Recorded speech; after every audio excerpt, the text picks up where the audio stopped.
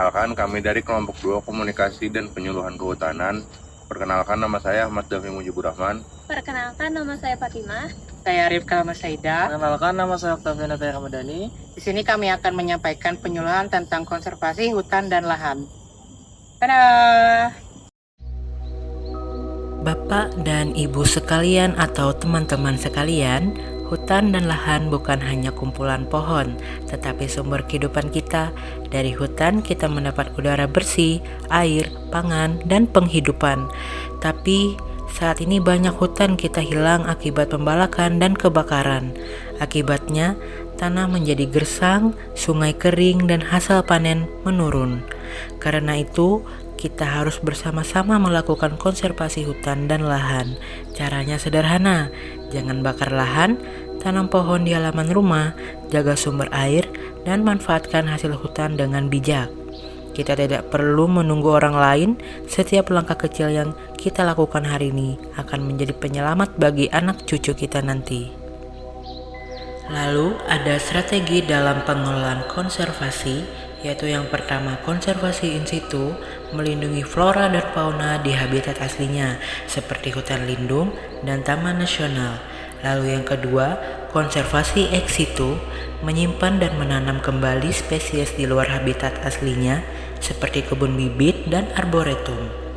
Lalu yang ketiga ada restorasi ekosistem, rehabilitasi lahan kritis melalui reboisasi, penghijauan, dan sistem agroforestry.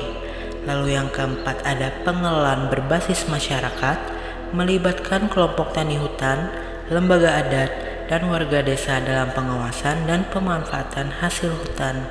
Lalu ada pemanfaatan berkelanjutan, memanfaatkan hasil hutan bukan kayu seperti rotan, damar, madu, dan bambu tanpa merusak keseimbangan alam.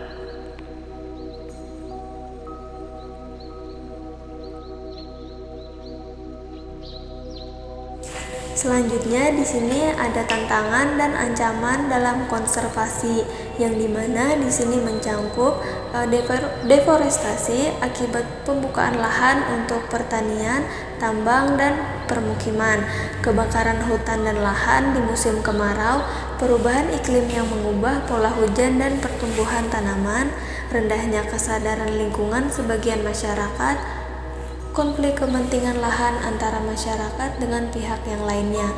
Nah, jadi untuk menghadapinya, di sini kita memerlukan adanya kolaborasi antara masyarakat, pemerintah, dan lembaga konservasi dengan melakukan pendekatan seperti pendidikan, pengawasan, dan pemberdayaan ekonomi.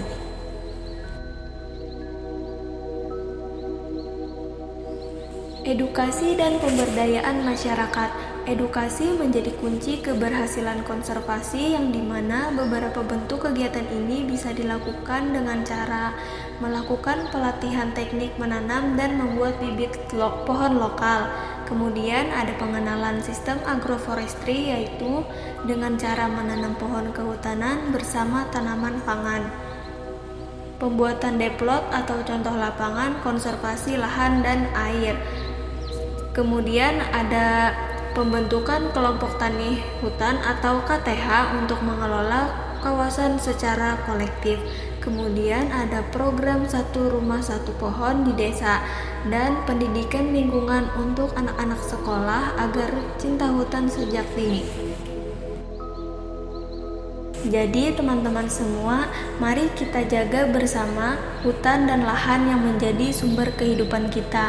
Mulailah dengan melakukan hal kecil seperti menanam satu pohon, tidak membakar lahan, dan menjaga sumber daya air. Konservasi bukan tugas pemerintah saja, tetapi tanggung jawab kita bersama sebagai pewaris bumi ini. Dengan menjaga hutan, kita juga akan menjaga kehidupan.